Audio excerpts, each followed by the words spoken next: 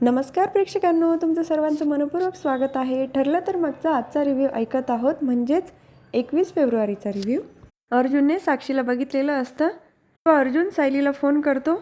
त्याच वेळेला त्याला आठवत असतं की सायली बोलली होती तिने साक्षीला बघितलंय. तो फोन कट करतो. तो काही सांगत नाही सायलीला.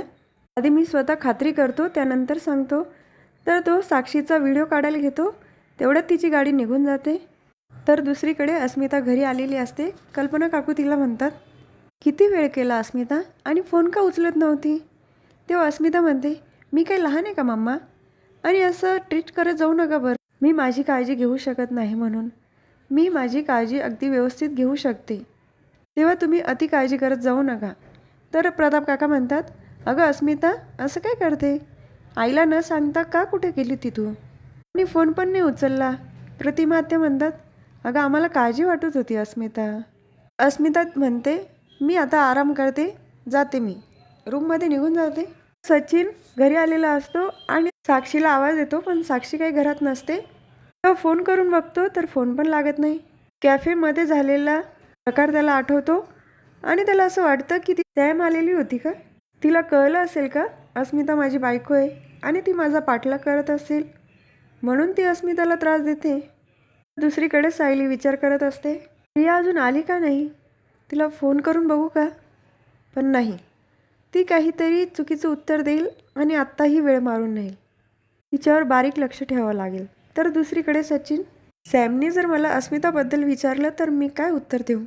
तिला अवॉइड करू का त्यामुळे ती जास्त बिथरेल? सचिनच्या डोक्यात विचारांचा काहूर माजलेला असतो. कल्पना काकू सायलीला विचारत असतात, ही अस्मिता असं काय वागते? कॉलेजच्या मुलींसारखी वागायला लागली, कधी येते कधी जाते. तेव्हा सायली म्हणते, आई जाऊ दे, आता आल्या ना त्या, जास्त विचार करू नका. नंतर ती बघते अर्जुनचा फोन येऊन गेला आहे. ती फोन करते. तेव्हा अर्जुन टाळाटाळ करतो बोलायला. तर सायली म्हणते, तुम्ही अस्मिता ताईंबद्दल बोलत होता ना, आल्या आहे त्या घरी? तेव्हा अर्जुन म्हणतो, हो अस्मिता ताईबद्दलच बोलत होतो. बरं ठीक आहे, घरी आल्यानंतर बोलूया. फोन ठेवून देतो. तेव्हा सायली मनातच विचार करते, हे एवढं तुटक का बोलले असतील? अर्जुन चैतन्याला फोन करतो, त्याला बोलून घेतो. तर दुसरीकडे सायलीच्या मनात विचार चालू असतो, प्रियाचा महिपत आणि नागराजशी काही संबंध असेल का? प्रिया घरात नाही येत तर तिच्या खोलीत चेक करते, नक्की काहीतरी मिळेल.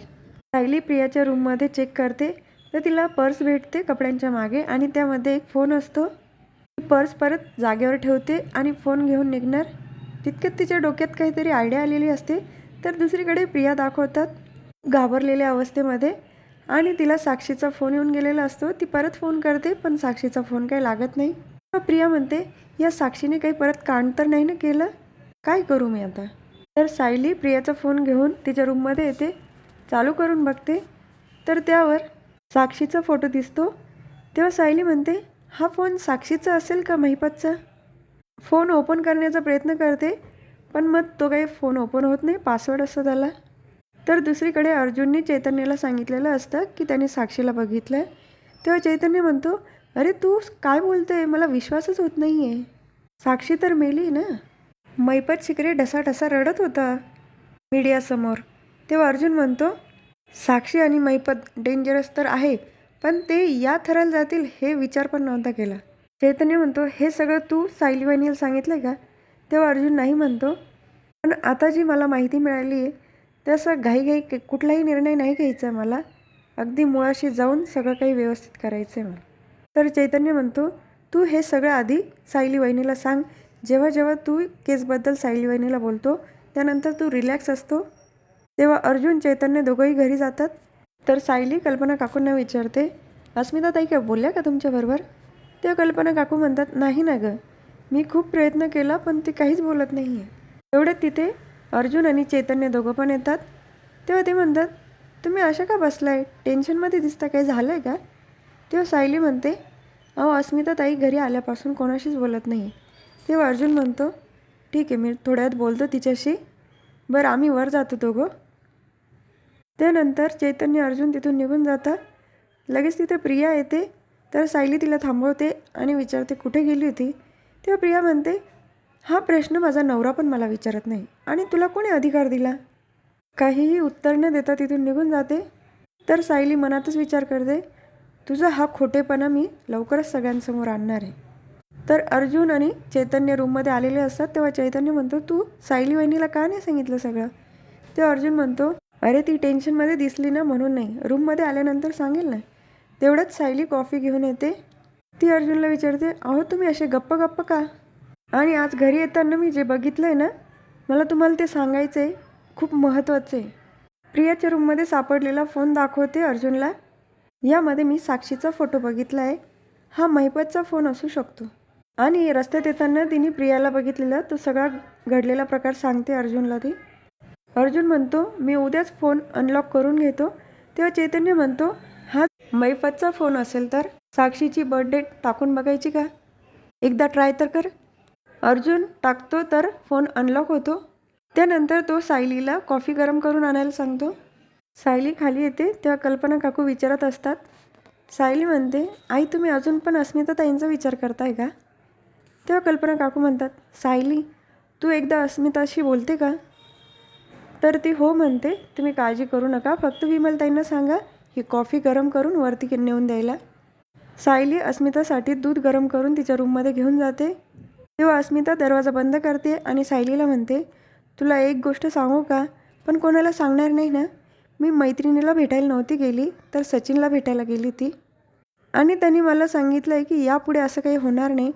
तेव्हा मला त्याची चूक पोटात घालावीशी वाटते. एक चान्स तर दिला पाहिजे ना सायली त्याला. तेव्हा सायली म्हणते, आमची काहीच हरकत नाही आहे. आम्हाला कोणालाच असं वाटणार नाही की तुमचा संसार मोडला पाहिजे. पण ही गोष्ट आपल्या दोघींमध्ये बोलण्याची नाही आहे. ही आई, बाबा, पूर्ण आजी यांना पण कळायला पाहिजे ना. त्यांच्या सल्ल्यानुसार जे काही कराल ते करा. तेव्हा अस्मिता म्हणते, नाही मी आता कोणाशीच डिस्कस करणार नाही. माझा निर्णय झाला आहे. मी सचिनला माफ करणार आहे. तेव्हा सायली म्हणते, ठीक आहे आपण हे सगळं आता नंतर बोलूया. आता दूध पिऊन घ्या बरं.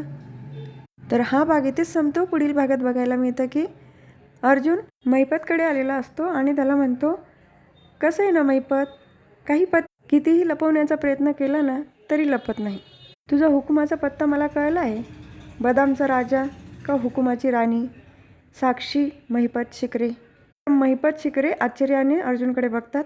तर दुसरीकडे नागराज काका अर्जुनला म्हणत असतात, अर्जुन तुला माहिती आहे मी काहीही केलेलं नाही आहे.